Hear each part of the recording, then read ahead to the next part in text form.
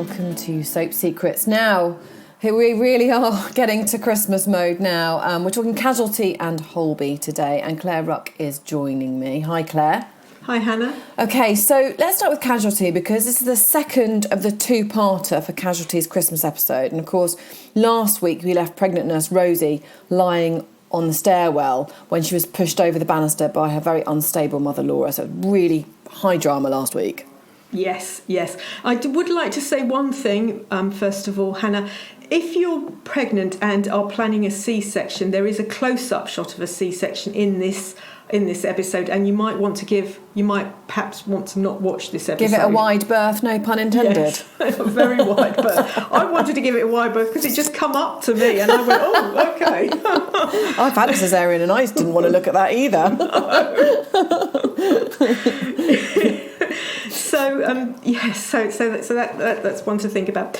We saw Nurse Rosie lying at the bottom of the stairwell, and we knew she'd been pushed over at the banister by her unstable mother. And at the beginning of this episode, Hannah, we actually see that in slow motion, and I found that quite frightening. Actually, yeah. It was obviously done by a stunt double, and they looked a bit acrobatic as Rosie tumbled, so you could see she had a massive fall, and Laura finally gets help in the form of Charlie, and Rosie is whisked off to ED. She has serious injuries, Hannah. She would do, wouldn't she? Yeah, she would. Yeah, and she actually has a fractured pelvis, so and obviously she has serious injuries. She's 7 months pregnant, and this has put her and the baby at risk. Her vitals start dropping very, very quickly, and they have to act. So they decide to give her a C-section there and then in the ED. Early. That's early, isn't it? Very early. It is early. And all through all of this, Laura is acting incredibly oddly. Now we know that.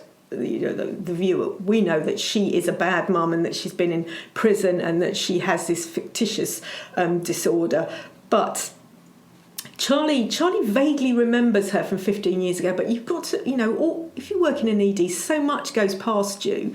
You can't always, can you, Hannah, remember everything? So he gets the idea something's not quite right, but he's really unsure. And she suddenly switches from concern for her daughter to concern for her granddaughter, her unborn granddaughter, and her little granddaughter is born.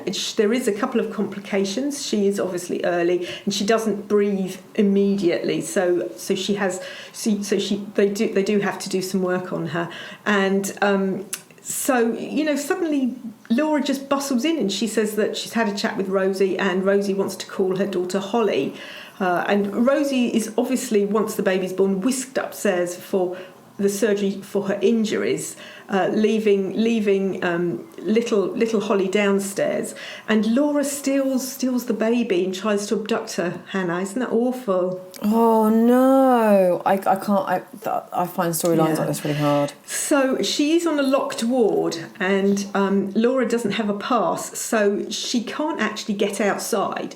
She can only go deeper into the hospital to go through doors without a pass required. So she dresses up as a nurse. So it's quite easy to disguise yourself when you've got a mask on and one of those paper hat things. You're not recognisable, are you? No, I think it's hard even when we've been all walking around with masks on our face. It's quite difficult to you quite sort of, you don't recognise anyone, do you? Often you can walk past incognito. Completely. So Laura and the baby end up in the boiler room. Now, Laura's, as we say, she's mentally unstable. She's also not the best grandmother, because she gets a cigarette out in front of a baby that wasn't breathing. Oh no, I can't bear this. And starts smoking. I mean, really, it's shocking. It's shocking. That's horrible. Suddenly they realise that the baby has been abducted. Charlie suddenly remembers exactly what has gone on 15 years ago, and Charlie and a social worker search the hospital database and find the missing information from 15 years ago. So they suddenly work out that Laura's a bad person, and Charlie and Tess work out where she is, and they go charging in. But Laura's cigarette has sparked a fire in the boiler room. Will anyone get out alive, Hannah? Oh my God. Talk about ramping things up. Well, it's the 2-part Christmas special, so it was always going to go. Yeah, it always was going to be. Wow. What a...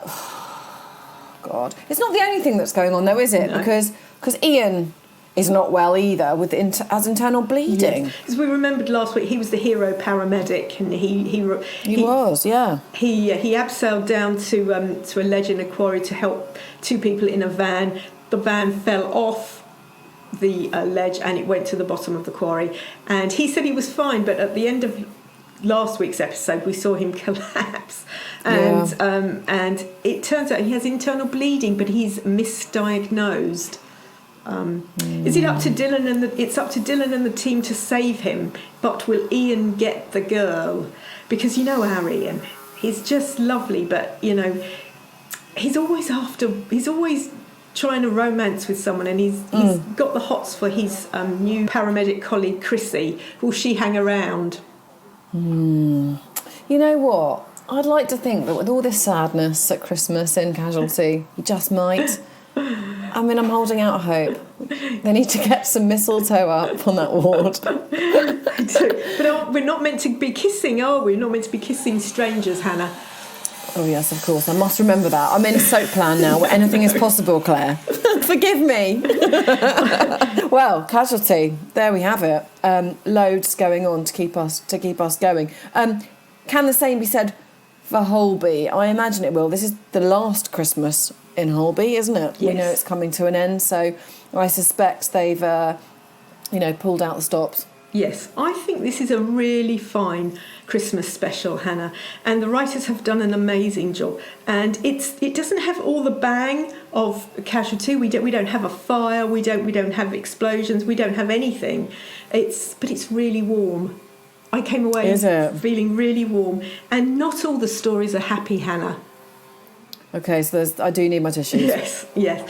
I cried several times, not just once, several times. Okay. And is that because it's full of emotion because you sort of know it's the last Christmas, or is it just the stories are really poignant? The stories are really poignant, really, really poignant. Okay, so tell us more. So there's so much going on, but I don't want to spoil anything, so I'm just going to concentrate on a couple of stories. Now, after last week's episode, we have moved on 3 weeks. 3 weeks, Hannah. So, and it's the day of little Sammy's operation. Little Sammy, as we remember, is the cancer patient that has a tumour on his kidney and his heart. And they discovered last week that there was a very small space between the tumour and his heart, and they could operate. With something as big as that, it takes 3 weeks of everyone sitting around a table and working out how they're going to do it. So here we are. And Sammy is a child, and just before they're about to take him down to surgery, he has a really big wobble, and says, no, I don't want to do this. This is, he's been doing Dr. Google as well, which we all really shouldn't do. Oh, never go to Dr. Google. It's the worst thing you can do. Yeah, and and he's a child, so it's frightened him. And Oliver, who Hanson said couldn't practice medicine after his last wobble, he's still hanging around the hospital. He talks him round, and he eventually, and little Sammy decides to go ahead. And again, I have to warn you, Hannah, there are close-up shots of this operation. Oh man, I need my wine. Oh no, I'll struggle with this. Yeah. I think they didn't have to do it. I don't know why they keep going more suction, and then you get this very realistic. Oh. We get the idea when they scream more suction what's going on. Oh gosh, thank you for the warning though. Now, Oliver, while he's not employed at the hospital, he is coordinating from the outside of the theatre, and obviously, it's such a big operation. They have doctors coming in at different points. One doctor starts it off. Obviously, Eli is going to do the heart stuff because he's the heart surgeon, the absolutely excellent heart surgeon. And they get to the heart bit, and he comes in to do his part of the operation, but his personal dramas crowd in on him, and he has a moment. He has a very big moment. And he starts shaking. I mean, really shaking. He has this scalpel, and he's just shaking, which obviously isn't what you want. Oh, no.